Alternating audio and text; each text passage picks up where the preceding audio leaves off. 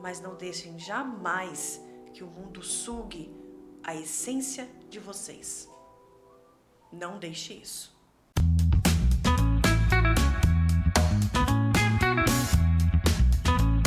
O que você diria para um adolescente que tem um amigo especial e não sabe como agir? Olha, temos diversos, né? Temos tipos e tipos de adolescentes. Se ele chegasse para mim, na verdade, naquela turma eu já conversaria de uma maneira diferente. Tem a parte da inclusão, então nós faríamos a parte da inclusão e aos poucos eu mostraria para todos que ele não é diferente, que ele é especial. Então eu colocaria ele no meio de todos, fazendo com que todos o veem ali como um ser importante, como eles também são importantes. Então, num trabalho em equipe, numa dupla, falando como numa sala de aula, ou até atendendo clinicamente também traria isso, mostraria que não é a diferença, porque o especial ou o aluno de inclusão, ele precisa de alguém e principalmente de alguém da mesma idade. Alguém da mesma idade. Às vezes eles comparam pelo tamanho que já é a mesma idade. E se conversa, e se você traz ele para si, você consegue fazer com que ele evolua no quadro em que ele está. Então, o trabalho do professor nessa parte é incluir mais todos, e não apenas esse aluno, mas todos num único trabalho, porque vai melhorar para todos e principalmente para esse aluno. Se você pudesse falar com a Renata adolescente, o que você falaria? Olha, o que eu falaria para Renata adolescente? Olha, que se ela pudesse mudar algo, que mudasse, que fosse mais emotiva ainda do que é. Não mudasse o seu jeito, não mudaria o jeito de vestir, não mudaria o jeito de pensar, eu deixaria as mesmas coisas, mas faria com que demonstrasse mais do que guardar coisas. Demonstra mais, alivia muito, porque hoje a Renata, adulta, ela quer transparecer coisas, então que às vezes está sozinha, um chorar é melhor. Mas às vezes o fardo tá tão pesado que se na adolescência eu soubesse disso, eu não estaria tão pesada assim. Como nós, jovens, podemos ajudar a nossos colegas a tratarem essas pessoas com respeito e empatia? Olha, nós estamos numa fase de adolescência onde o mundo está virando de cabeça para baixo. Eu acho que começando pelos pais, os responsáveis dos jovens. A partir do momento que se você tem uma família estruturada e você consegue conversar com essa família, você consegue trazer esses jovens para trabalhar essa empatia, para trabalhar essa união com todos. Porque se a família não está estruturada, vai ser difícil o jovem também estar. A não ser que ele te aceite depois de uma conversa, depois de você ouvir. Que às vezes eu tô lá na escola, uns batem na minha porta somente para desabafar. Aí às vezes acha lá, posso entrar? Entra, aí conversa. Então, quando eles se sentem, às vezes até a estrutura comigo mesma, quando eles se sentem bem estruturados, principalmente familiar, ou na escola eles têm alguém como apoio, vocês conseguem mudar. vocês conseguem ter essa mudança. Como acolher as emoções da família depois do diagnóstico? Olha, essa é uma das coisas pouquinho dolorosas.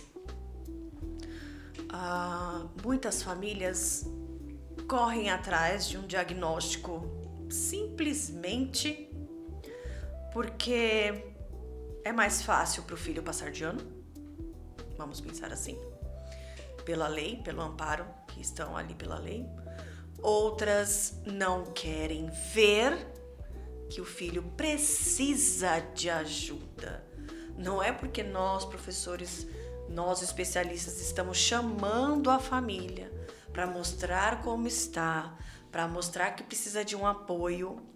Muitas famílias negam. Meu filho não tem nada. Meu filho não precisa de nada.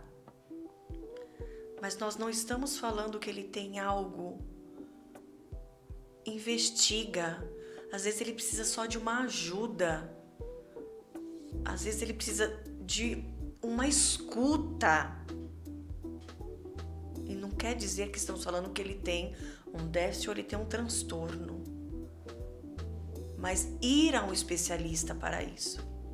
Agora, a partir do momento que as famílias aceitam a escola, o posto de saúde, ou o que consegue estar com uma estrutura imensa para eles. Agora, o que nos deixa chateado é que quando a família está apoiando a escola, está afim, fica muito mais difícil eles conseguirem acessos viáveis para poder ajudar o filho. Aí às vezes demora esse diagnóstico vir. Então, o que acaba atrapalhando. Então é isso, o que eu trabalho também com os alunos, o que eu quero passar também para os pais, para os responsáveis, para as famílias, porque muitas famílias passam por isso e sentem, mas sentem caladas. O que é o luto invisível da família? Então vamos lá. Quando nós falamos em luto invisível, é uma coisa que nós não vemos, certo? Então, por exemplo, uma família, quando se estrutura, aí vai lá e vai receber uma gestação. E quando a gente fala da gestação, é a gestação, o pai, a mãe, ou o casal, ou a família, não vem ao caso a estrutura familiar. A partir do momento que começa essa gestação, é automático, gente, a família já pensar o seguinte: meu filho vai nascer, vai mamar, vai engatinhar, vai andar, vai balbuciar, vai falar, ele vai para a escola, vai estudar, vai ser adolescente, às vezes vai ser rebelde, eu sei que eu vou passar por apuros, aí vai para a fase adulta, faculdade, vai casar, vai me dar neto. É isso. Pronto. Automaticamente a família traça no cérebro, isso é automático, tá? Não é que nós queremos, mas isso é cerebral. No cérebro, o processo faz isso daí, tudinho. Quando, às vezes, já no ultrassom, mostra, por exemplo, o cromossomo 21, que é a síndrome de Down, a família já leva um choque. Por que esse choque? Porque quebrou o sonho ou teve a ruptura cerebral daquilo que deveria ser adequado para uma sociedade. Então, como teve essa quebra, eles levam esse choque. E por que do luto? O luto invisível não é a morte que eu estou falando, mas é esse sonho que morreu para eles. Tanto o síndrome de Down como outros transtornos, que às vezes são muito mais graves, os pais, os responsáveis chegam e falam: como é que vai sobreviver se eu me for? Mas falam para si. E aquela dor cresce imensamente dentro deles. E muitas famílias se dissipam por conta disso. E esse luto se torna invisível porque eles não querem falar. Só que eles esquecem que essa dor, que essa criança ali precisa de cuidados. E ela vai sim aprender a sobreviver. Claro que dependendo da criança, ela vai precisar de um cuidador. Mas se começar desde pequeno, ela vai ter avanços rapidamente. E quando essa dor se tornar força, esse luto passa a não existir mais. Porque eles vão ver que vão ser capazes de seguir em frente. Então, isso é o que eu carrego, o que eu vou passar nas palestras para as comunidades, para as ONGs, para as faculdades de medicina, de saúde, de educação. Por quê? Porque tem educadores que não fazem ideia de que aquela família está passando por um luto. Então, às vezes fala, eu não quero, meu filho não tem nada. Mas você sabe o que aconteceu quando ela soube do médico que tinha alguma coisa, mas na escola a família não quis falar? E a dor que ela está sentindo? Então, a partir desse momento que eu consegui abrir um pouquinho essa cabeça, de falar assim, realmente eu sinto isso, eu preciso ouvir isso, porque eles não têm colo, eles não têm ouvido, eles não vão para lugar nenhum. Aí eles começam a se sentir amparados, porque eles são totalmente desamparados para esse tipo de situação. Por isso que é o luto invisível. O luto só se torna visível quando ele acontece, que é a tal morte. Aí é o visível. Aí você chora, você sente a saudade.